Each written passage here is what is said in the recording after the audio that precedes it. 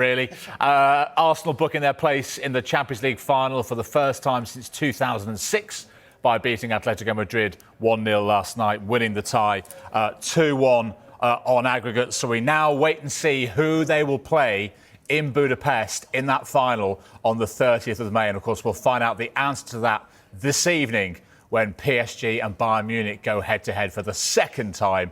PSG holding that narrow advantage as they head to Munich this evening. Jimmy, I mean, you look at Arsenal and from the real nervousness around the club, say, a week or so ago, to sort of what we saw last night, does it feel now like something's changed? Momentum now has shifted in Arsenal's favour? I don't...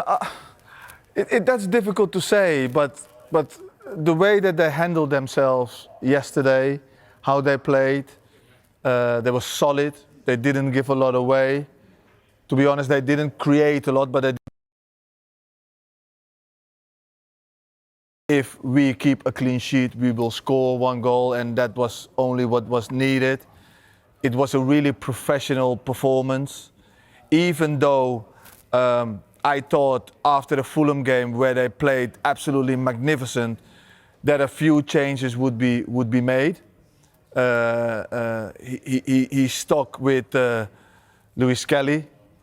He didn't bring Subimendi back. He didn't bring Odegaard back because they played so well against Fulham. What was a brave decision from Arteta, and it paid off. It paid off. They looked always in control yesterday, and even though I would have loved them to score more goals against my old club or create more chances, I must say that it was a really good professional performance and they deserve to be in the final.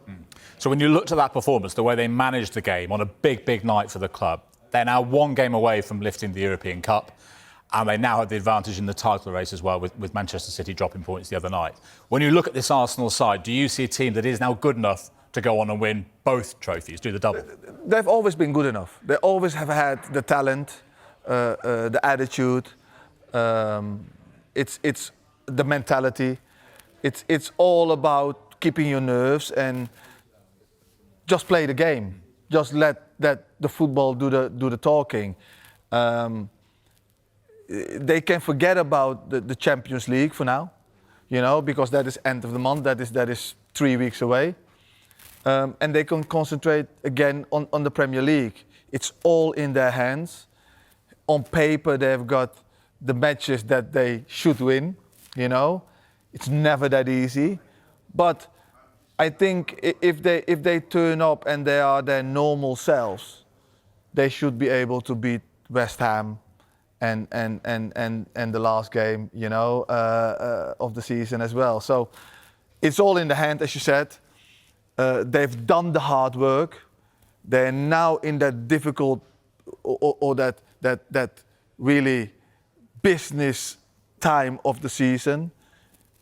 They couldn't be in a better position. If you would have asked them in the beginning of the season, would you take to be in this position in May?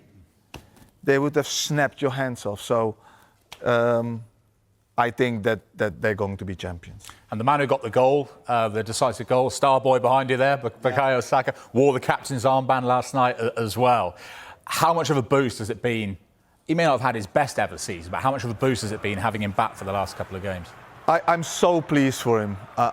That's somebody who I worked with at the England squad. Such a good boy, such a great talent. Has had so much pressure on him at his age. In a way, he is carrying Arsenal a bit. They are a different species when he doesn't play. They are totally different. He comes alive at big moments, as you see yesterday.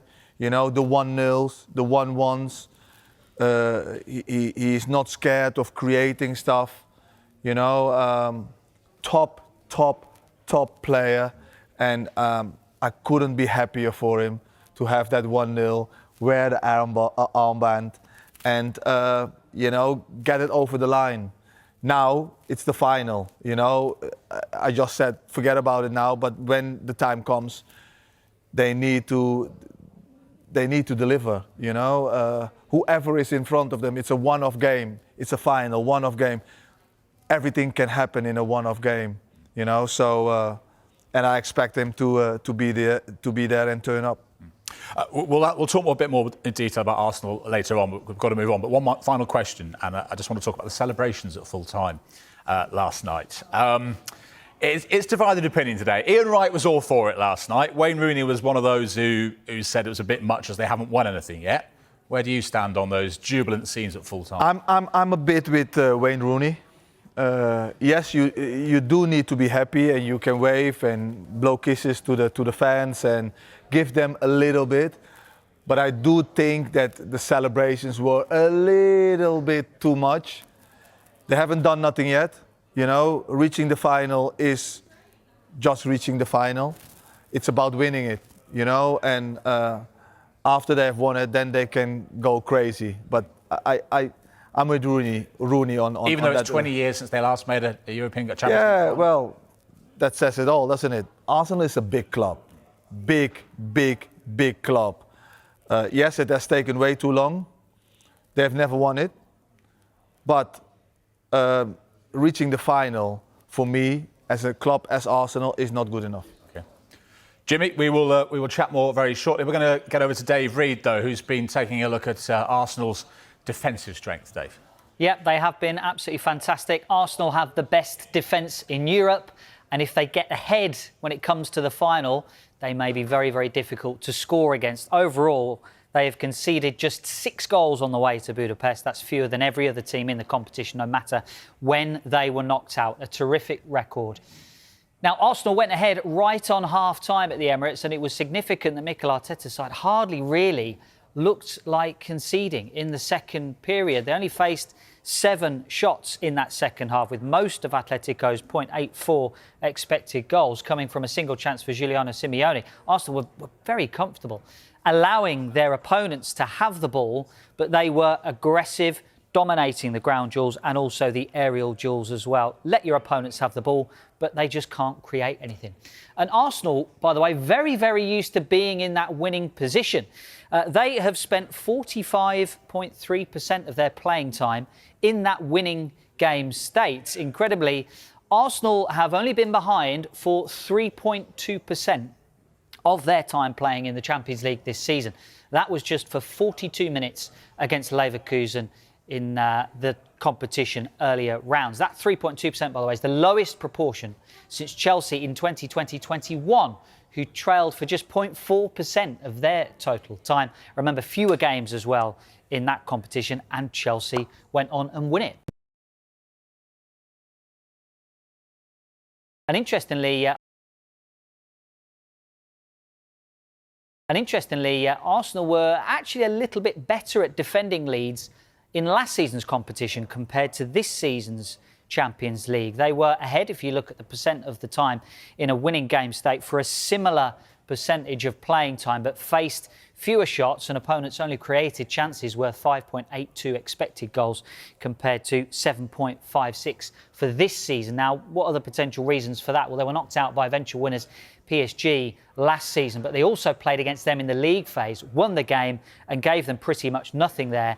And last year they beat Real Madrid in the quarterfinals, again gave them next to nothing in the home game. Also, maybe this season, David Raya has been in superb form in the Champions League.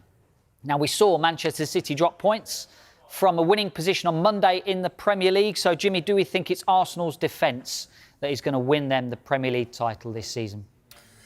I do, because unfortunately they don't score that many goals. So, and they say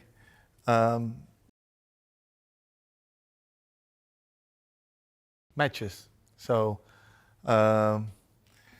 unfortunately, for me to say, it's all about the defence, not about strikers. Let's move this conversation on, because you'll see our football correspondent, Rob Dorset, has joined us in the studio with Jimmy and Dave and I. There's an England aspect to all this Arsenal success, Rob, because the Champions League final, of course, is just a couple of weeks or so before a World Cup kicks off. So is this Arsenal in the final. Good news for Thomas Tuchel or not so good news? Well, I think it'd be really wrong to portray this as bad news. I mean, Jimmy worked very closely, of course, with Gareth Southgate, who always said, I want my players to play in the biggest possible games to get that experience of big match occasions. You know, if you are playing in the biggest club game in Europe, the Champions League final, that makes it easier for you to compete, he thought, in the latter stages of a World Cup. Thomas Tuchel thinks exactly the same. But there's no doubt the Arsenal contingent not to be involved in the bulk of England's pre-tournament hot weather training camp in Miami. And I say the bulk of it, I think they could miss 6 or 7 days of the 10, 11 days that they're going to be there. And we can show you in the graphic exactly why that is. We can show you the dates that are absolutely key here. The Champions League final is on May the 30th in Budapest. There you go. And then just 2 days later, we're expecting England to fly to Miami for this hot weather training camp. There's no way Declan Rice and Bukayo Saka are going to be on that plane. And you also think Ebere Eze and Noni Madueke as chances of making the squad as well. You've then got England's first friendly look against New Zealand in Tampa Bay on June the 6th. I wouldn't expect Declan Rice and Bukayo Saka to be there for that. I think they'll come out between that and the next friendly, the final friendly, on June the 10th. A couple of days after that final friendly look, England fly to Kansas City, their first game of the tournament, June the 17th. So it's a tight schedule. Celsius, 75% humidity. The plan for England is go there and beast the players in those 10 days, really make them hurt, make them sweat, try and force them to acclimatise as quickly as possible to the conditions out there. One official said to me that they want to make them comfortable with the discomfort. Well, Eberici Eze, Noni Madueke possibly, but Declan Rice and Bukayo Saka definitely will not really get much of that experience. And so that's a concern for Thomas Tuchel for sure. And we're not just talking Arsenal players, are we, with this? Well, look, there's other European competitions, of course, but we're lucky in this regard because the Europa League final is May the 20th. That's before the final round of Premier League games, so no problems. They should be able to get on board the plane with the rest of the guys. We're talking Forest players or Villa players there, potentially. Crystal Palace could be in the final of the Europa Conference League. That's May the 27th, a week later. So, yeah, Dean Henderson, he might not be able to join England for that start of that warm weather camp out there as well if they make it to the final. So problems for Gareth pardon the pun, that's your fault. problems for Thomas Tuchel there. But I ought to point out the history here because this hasn't been a problem for England really since the Russian World Cup of 2018. Yeah. Why? Well, the last major tournament, 24 in August, Jimmy was there in Germany. No English teams had made it to the finals of European competitions in that season. The previous tournament before that was Qatar, the World Cup, middle of the season, middle of winter, nowhere near any finals. The one before that, Euro 2020, was staged in Euro 2021 because it was staged in England. And really, since in 8 years that England have had this major problem, and it's something that Tuchel and the FA Sports Science guys in particular are really going to have to get their head around. Well, let's bring Jimmy in. Like you say, with your experience building up to a major tournament with Gareth, is that an impact? Could it be an issue? Because I guess every single detail is put in place going into those warm-up games, going for that first group match. So players arriving late, having had a big final a week earlier, is that going to be an issue? It's not going to be an issue, but it's not ideal. You know, you would want everybody there from day one, preferably. You know, so that you can do your work from day one with everybody. You don't have to hold nothing back. You don't have to give people extra work. You don't have to give people or other players. You don't have to give people or other players extra meetings on their own, you know. So, but then on the other hand, it is what it is. So you will cater it for everybody in the best way. It's not ideal for Declan. It's not going to be ideal for Saka. But I think they will have enough to climatize. They might not play the first match in the group stage. It might not. To get them up to speed, to get them really ready for the other games. I don't know what the strategy is, but they are smart and wise enough and experienced enough to know what they need to do. It's about those players to come really clear-minded, ready. Let them play that final. And then, it's going to be a problem because one of them will not win. But, you want them to come in clear-minded, ready to rock and roll for England. Yeah, I guess if they have one, they'll be bouncing into that camp, won't they? Exactly. All right, Jimmy, thanks, Rob. Thanks very much. And breathe. Jamie, so for only the second time in Arsenal's history and the first time in 20 years, 2 decades, they've reached a Champions League final. Bukayo Saka scored the only goal as they beat Atletico Madrid 1-0 at the Emirates, 2-1 on aggregate to put their name in the final at the Puskás Arena in Budapest. A few weeks ago, they looked spent. They were being hammered by some people, some pundits, certainly a lot of fans. They were lacking inspiration. They'd lost 4 games out of 6. What has changed and how has it changed? Well, they've regrouped, and they had to because they were out of form. And, look, everyone has a part of the season where it doesn't go well, and Arsenal looked like they were having it at the worst possible time. But it looks like they've managed to come through it. The performance of Fulham put them to the sword, absolutely brilliant. And then last night they got it done against Atletico Madrid side who I didn't believe had enough in them to beat Arsenal anyway. But you still got to get it done, and they did. So they've managed to get it. They've managed to find a way through, and that's down to the team, leaders in the dressing room, Arteta. The mentality of the group, and they've managed to turn it around because it looked like they were going to throw it all away. You still think they're going to get one? Not going to be the Champions League, but you still think they get the Premier League? I think they'll win the Premier League. Look, obviously Man City slipped up against Everton. It was a tough game, and credit to Everton, they were brilliant on the night. I always thought that was a tough game. Plus they got Bournemouth away as well, Man City, which is a really tough game as well. They're fighting to try and get European football. So I thought there was a slip up in one of them, and it turned out to be the Everton game. And I just think Arsenal now will beat West Ham, and then after that, they've got Burnley at home. So even if it went down to goal difference, I'd expect them to go out and try and win 4-5-0. Genuine question: Would you move to Marbella or something? Like, let's just say they did win. Not only move the to Premier Marbella. League, I'd love to move to Marbella. If they won both, you got a place down there. Would you stay there? Would you stay there permanently? If they won both, Jamie, come on. If they did the double, you would not hear the end of it. I mean, if Spurs went down as well, you'd have to move. Yeah. If Spurs went down and they won the double, it'd probably be one of the worst seasons ever. Would you retire as a pundit? No, I'll never retire. Look, it is what it is. Like, Arsenal have been great this season. I won't do the Champions League final. I won't be here for that. I am going away on holiday because I can't face watching Arsenal. We'll take you off the road. Yeah. Take me off it right now. I'm not doing it. I've already booked it off. So, no, look. Go on, answer this. All right, I'm poking you a little bit. Everyone keeps saying it's the best night in Arsenal's history. Well, no, I want to go a bit further than that because there are, some people saying that if they do this double, bearing in mind it's been 2 decades since they got to a Champions League final, they've never won the Champions League. From 8th, I can't remember how many 8th place finishes back-to-back it was, off the back of Unai Emery with Arteta coming in. If they did a double, where would that rank in British football history? Would it be up there with United 99, City treble? No, what do you want about? How is it up there with them? Tell me why not. Well, because it's a treble. And that's a double. Yeah, but so I'm saying completely different this context. was City dominating the Premier League. This was Manchester United under Sir Alex winning 13 Premier League titles. They come from nowhere. They finished and that's an incredible achievement to do what they've Where done. does it rank in British football history? No, well, it's a good on the podium. It's a really good achievement. On the podium behind those 2 trebles? No.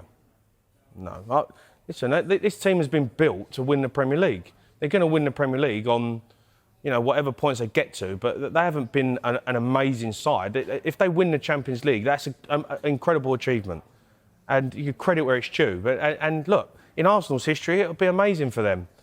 But we can't sit here and say it's one of the best moments in British history. Will this be better than the Invincibles? Winning both? That's a tough question to answer. I don't know if I can give an answer to that, not being an Arsenal fan.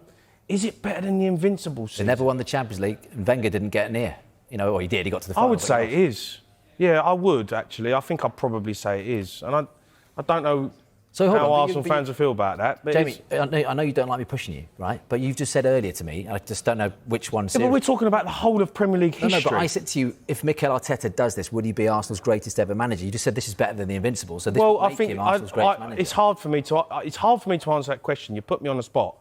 an invincible season. I think they drew 8 games. They went undefeated. They won the Premier League. Did they not win another trophy that season?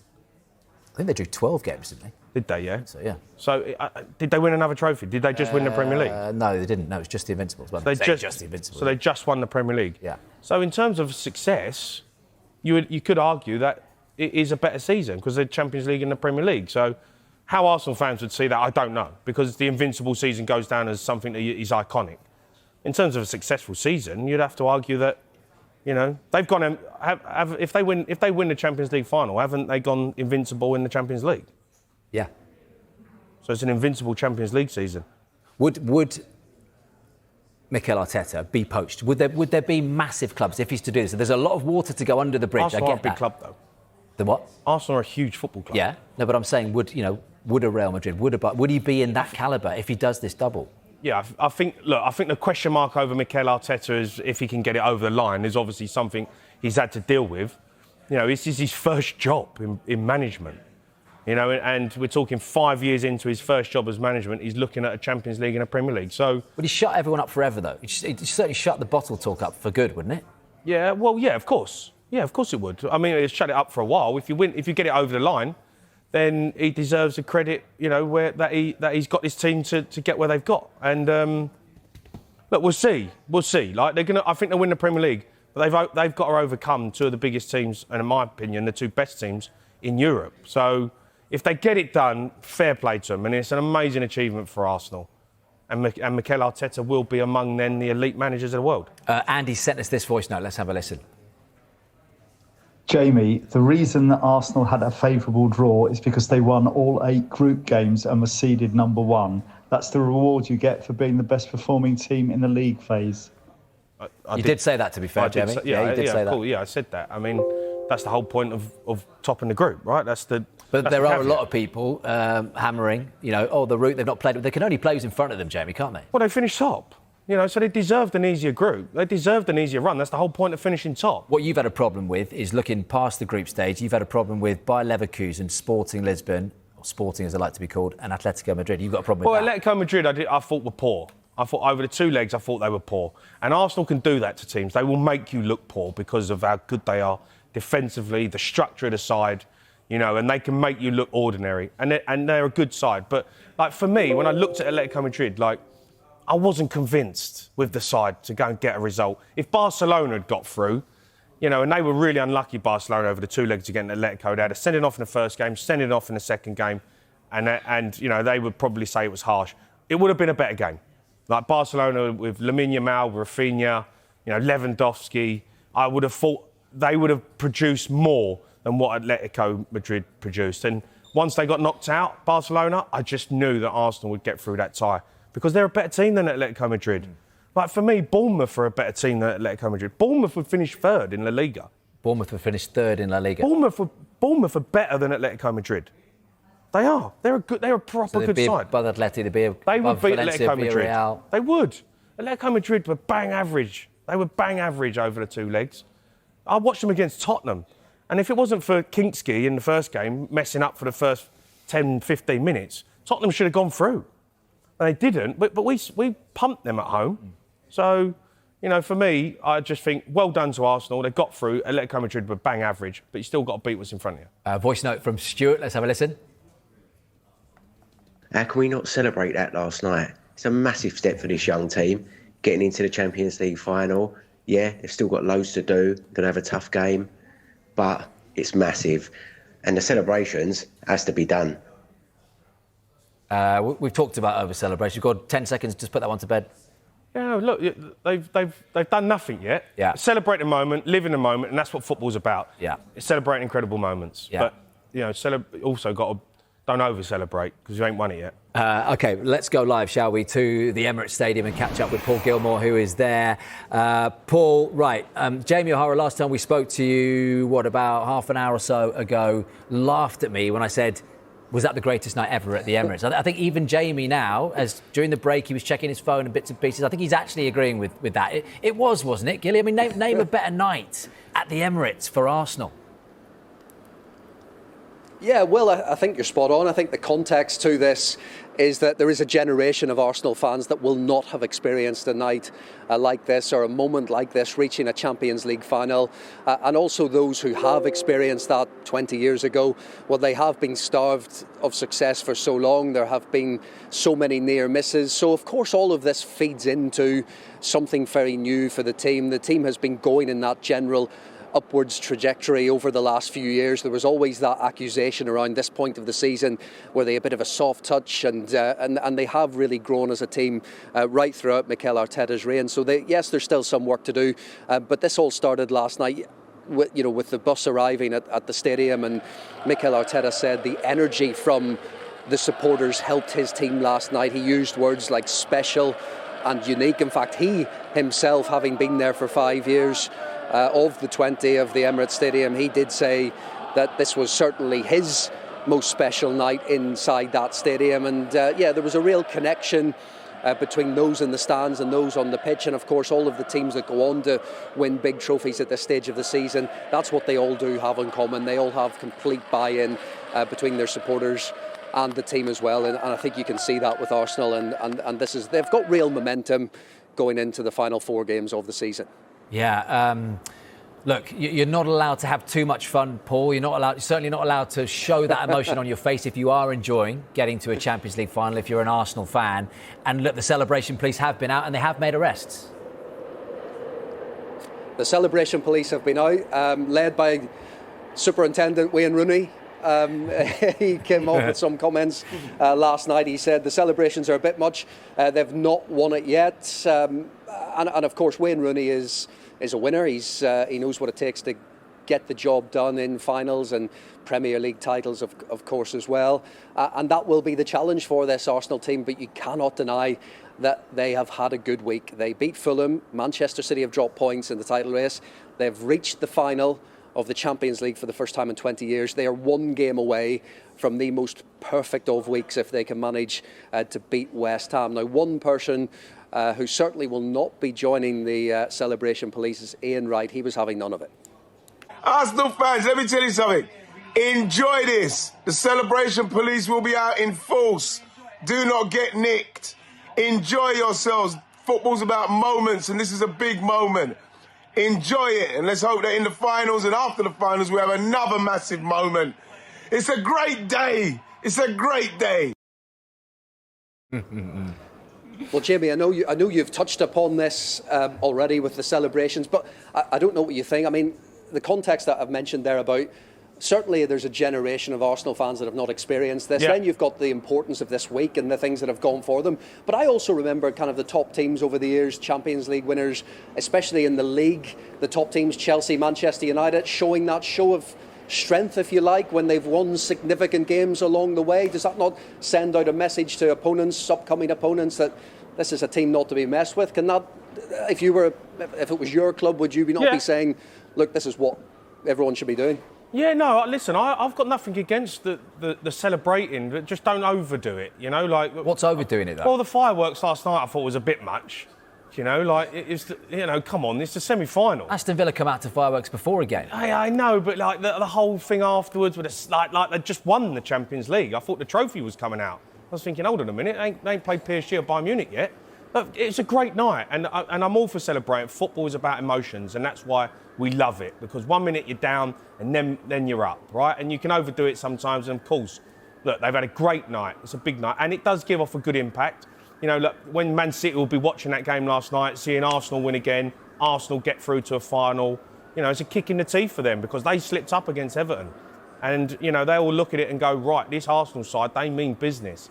So, yes, I'm all for it, but you have got to win it. You've got to go and win it and get it over the line. And, you know, I remember when Spurs got to the final, and it was ecstatic, an incredible moment. What sort of celebration did you do then? Well, I went mad. I was on Sky. I went crazy, right? And it was an amazing moment. Well, that's rich, but we got beat 1-0 in the final. Yeah, but you did that. That's human instinct. Yeah, of course, and I'm all for it. I'm not one of these people to be like, you shouldn't celebrate. Yeah. But, you know, I thought the club maybe overdone it with the fireworks and all that. But listen, it's a big night for Arsenal. Like, I can't sit here and say it's not a huge night. It is. Yeah. and fair play to them. Paul, fair play to you as well. Keep that police tape out. We've got the crime scene sealed off there at the Emirates, where people over-celebrated last night. Gilly, thank you very much indeed. Look, so come on. Superintendent Wayne Rooney at it last night. Yeah, Rooney. Yeah, but look, Rooney can say what he wants, right? He's won multiple trophies. We could say that because he probably didn't need to celebrate much because they got to finals every single yeah, season. Of course. And Arsenal haven't. Yeah, but but Arsenal, Arsenal, 20 years. Yeah, I know, but Arsenal are a massive football club who have had huge success in the past, and I know the new generation of fans might not have seen that success, but that Arsenal are historically a massive football club, and they have been. You know, they keep talking about, oh, we've made history. Well, they've been to the Champions League final before. They haven't made history, right? You know, they haven't. So what would warrant an arrest? As in, you know, what would be too much? Because you don't like the pyrotechnics. Well, the pyrotechnics was a bit much. I think back in the day, you didn't like old Stuart with the camera with Odegaard, did you? I remember. Yeah, I mean, listen, you can just don't overdo it. Right? You've still got a long way to go. If they beat PSG or Bayern Munich, is that not a play? Open top bus parade, enjoy yourselves. But hold on. But you've got to remember, I've watched Arsenal dominate the Premier League. Yeah. I've watched Arsenal be an unbelievable side. Old. That was 20 years ago. I know, but Saka's a kid. Yeah, no, I get it, and this is a new era, and the players can enjoy themselves. But the job's not done. So is that where the thing is? Because that's a good point. So there's a difference between the fans and the players enjoying it, right? So maybe you're saying, look, players, and Mikel Arteta's been made into a meme today with the dance he was doing with Trossard last night. Yeah. But you're saying players, one thing, get down the dressing room after you've gone round and done your lap of honour. Yeah. But come on, the fans, this can go on for this. The fans have got to a Champions League final. No, well, the players have got to a Champions League final, and the fans are on the journey with them, of course. And the fans are going to be ecstatic because some of them ain't seen it. It's been 20 years, but they haven't got it over the line. Enjoy the moment, and everyone did, and so they should, right? Because it's a brilliant achievement. The players will enjoy it, and it's a great feeling, when you get to a big, major trophy final. So they've got to get it over the line. What do you say to Rachel here? Spurs are in the same position. You don't turn up to work. You wouldn't have shown up for work this morning. It'd still be. Well, no, I would. I always turn up for work. You say you're going to take work off if they win the final. Yeah, well, that's different because that's because I don't want to be here. Right? I don't want to be here if Arsenal win the Champions League. You didn't want to be here today talking about. I didn't really want to be here, but could get a replacement. No, listen. I remember the night we beat Ajax. I remember it. I was here, great, celebrating, amazing. Wasn't a great route to the final either, was it? I can't really remember it, but I think we had a decent run. But it's a great night and you enjoy it. We got beat in the final. No one remembers it. Yeah. No one cares. Liverpool won 1-0. It was a terrible final. So, look, it's a great achievement and everyone will be wanting to get out to, Baku, is the final and enjoy the moment, and amazing for the football club. Great achievement. They have to win it. Stop saying we've made history. Stop saying we've made history. Arsenal get this they haven't made history. They haven't won it. Do you not think Arsenal get this more than any other Premier League team? They over-celebrating? They do. Come on. They do. Everyone aims it at Arsenal. The documentary. Because they celebrate when they ain't won nothing. Celebrate when you've won. I get it. I get it. But they keep saying we're history makers. We've made it to another final. You haven't made history. They've been in the Champions League final before, Arsenal, and they lost. That was history. That was the first time. This is just, we've got to another final. You make history if you win it. That's history. Get it over the line. And then you can sit there and you can have the open-top bus parade and you can celebrate all you want. But until that's done, you've done nothing.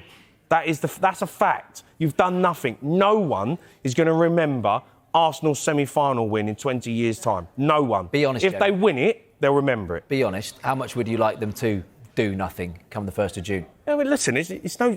No, come on. I'm a Spurs fan, of course. I don't want them to be successful. Of course, I want them to see them get beat in the final, but... And not get the Premier League over the line. That's done, isn't it? The Premier League for me is done. I genuinely believe it's done. West Ham, if they overcome them, it's over. And you have to accept it. Listen, it hurts. Of course, I'm a Spurs fan. And we're in disarray this season. We're miles off it. We're a million miles away from Arsenal. We had our opportunity to catch up with them and we didn't take that chance 5-6 years ago. Arteta's come in and he's turned them around, and fair play to him. Yeah, just very quickly, is it when you do get arrested, is it just a caution, or how long are you... Is there a sentencing? How long would you keep them in custody? Until they win the Champions League final. So when they win, they get released? Yeah. That's fair enough. Yeah.